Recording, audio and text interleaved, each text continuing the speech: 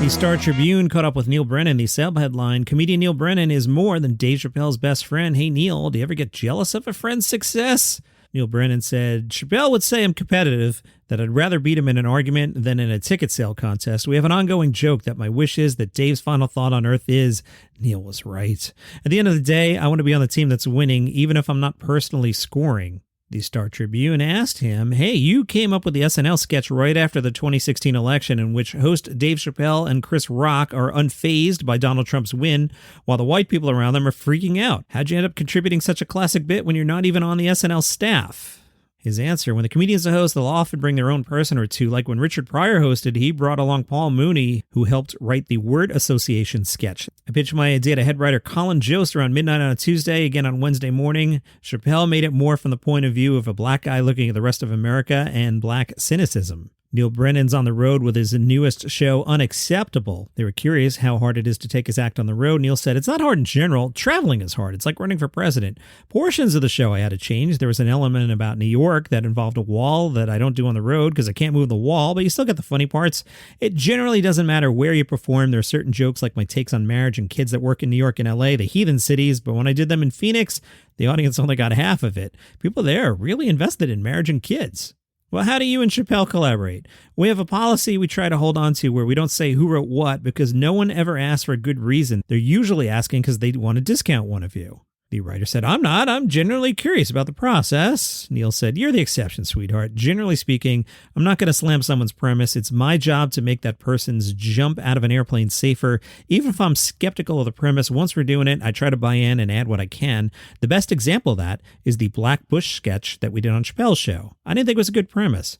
But once I knew Dave wanted to do it, I came up with as much stuff as I could. What I underestimated was that it's so fun to watch Dave do stuff and fun to watch a black guy take on a famous white person. Earlier in the week, I was doing some research for the show, and I went to the Google machine, and I typed in Pete Davidson, and it auto-completed Pete Davidson Goblin. And that I found amusing. And that took me to this from Image Magazine. The internet asked why people find Pete Davidson attractive. Here are some of the answers. One answer, it's the raccoon eyes, the air of sickly fragility combined with the ultimate DGAF attitude. He's tall, he's funny. He is, in fact, funny like 85% of the time. Then there's the mythical backstory to take into consideration. For God's sake, his father was a firefighter who died in 9/11. Pete is like America's son. For others, Pete is like America's weird older brother. For weirdos with Crohn's disease and crippling dependencies to cannabis and psychedelics, he's like our mascot. Some other theories. He's got a Benicio del Toro vibe. Another theory, women like men that look like wet cigarettes. Another, he's not that bad looking, he just looks like he needs to step into the sunlight and get more sleep. Another, don't underestimate the attractiveness of a medium ugly guy with a good sense of humor. He's super interesting. People underestimate how powerful it is to be interesting. He seems genuine and is confident in his vulnerability. He's sweet and eager. He seems like the kind of guy to hold your purse while you're in the changing room at the mall. He doesn't seem like he's an agenda. Or how about this one? This guy meets these women and just wants to get to know them and meet their parents, and he takes them to Staten Island to meet his mom. I can see how being famous but still being earnest and sincere with people he likes works in his favor in a big way. Alison Brie was talking about the Netflix show Glow. Remember that? About women wrestlers. Mark Maron started it. It was good. And then Netflix just canceled it one morning. Alison Brie said, it's the great heartbreak of my career, but it will forever live on as like this great thing. I love working on it. Maybe more than anything I've worked on, and I miss it a lot, but I feel very grateful for the time I had on the show. Maybe Glow will come back if Community's coming back. All right, this is a little long. This is from the New York Times earlier in the week. Kate Berlant can't hide any longer. Now, this is written by Jason Zinneman, who writes about comedy for the New York Times, and Jason absolutely positively knows what he's talking about. A lot of respect for his work. He wrote about Kate Berlant. The experimental comic is known for her freewheeling sets. Then Bo Burnham asked, what if you actually try to make something? As soon as Kate Berlant walked off stage at the Elysian Theater in LA in May, she started spiraling. After months of workshop performances, her new solo show felt like a mess. Comedian Tim Heidecker came backstage and told her he loved it. She didn't look like she believed him. Over the next few minutes, she speculated about what went wrong. Lack of focus, not funny enough, her sensibility not coming through. She said, I just don't know what the show is. Her new show is called Kate. It's now in previews at the Connolly Theater in New York. After more than 15 years of improvisational experimental stand-up, this is a departure, a play with a beginning, middle, and end. The that tells a satirically formulaic story of a starry-eyed actress who moves to New York to make it big. Now, Jason Zinneman writes, in more than 2 decades as a critic of live performance, only a handful of times have I stumbled upon an artist so radically different, so thrillingly alien, that it scrambled my sense of the possible. Kate Berlant was one. It was at a sparsely attended stand-up show in 2013. Following a couple of setup and punchline craftsmen, her entrance felt less like the next act than an interruption. She made me laugh hard, but it was difficult to figure out why. She resisted categorization, which made me try harder, perhaps an occupational hazard. The more I saw her, including the first time she did a half-hour set, I started noticing common themes. The performance in everyday life, the space between reality and artifice, confession and disguise. Even though she had no special or show, I wrote a column arguing that her elusiveness went against the grain of the dominant culture of prestige stand-up. Many younger comics seem to borrow her mannerisms and style. One night in 2018, after seeing a bunch of comics doing that flamboyant Berlant-style narration, I wondered on Twitter about her impact. Bo Burnham responded by calling her the most influential/imitated comedian of a generation. Wow. So that's a long article. You'll find it in the New York Times earlier this week.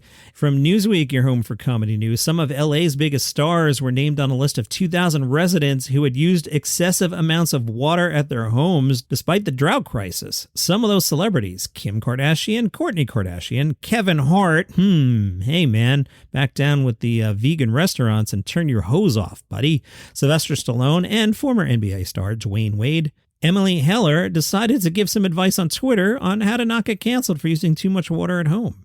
Emily wrote, "It's been a good time to get rid of your lawn for years, but now that it can get you canceled, time for all the celebs who follow me to get on board with drought-tolerant plants." She advised against putting in fake grass, instead suggested using native plants and grasses. Let your soil breathe and be healthy and porous so when it rains, it can soak in and replenish our underground water supply. But don't plant yet. Wait till the fall when we've gotten some rain, but pull the lawn up now and get mulching. There are a lot of lawn alternatives if you insist on replacing what you have with something similar, but it's also cool and hip to remember that sometimes we have to give things up in order to have a better world. Weird, I know.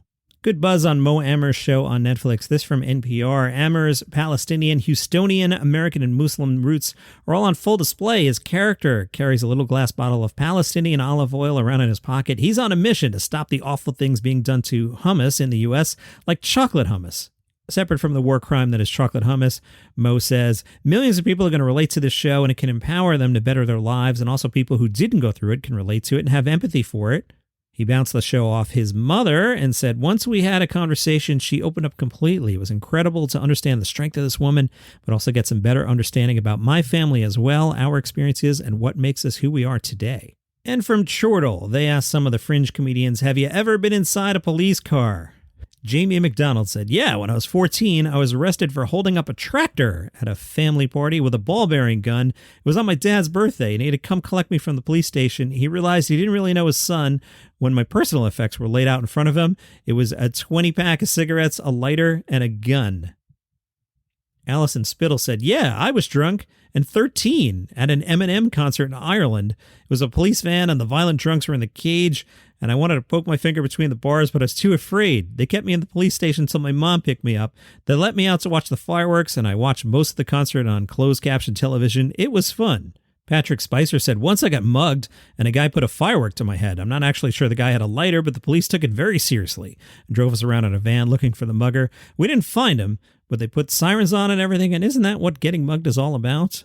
Luke Rollison went with the very funny, I got arrested on Grand Theft Auto, but I went quietly and served my time in real time. And Stephanie Dodd said, after I was mugged for the second time in New York City, the cops put me in the car to take me to the station to ID the mugger. Unfortunately, the mugger had stolen my phone, and the cops encouraged me to call my phone from a police phone to see if the guy would answer. He did. Then the cops whispered, keep him on the phone, we'll track him. I made up an elaborate lie to keep the guy on the phone for as long as possible. When I hung up, the cops laughed and said, what do you think this is, CSI? We can't track anyone like that. Stephanie had, way to go, NYPD. Mocking a recent mugging victim is so your brand. And that's your comedy news for today. Follow the show for free on Apple Podcasts or Spotify, wherever you get your shows. See you tomorrow.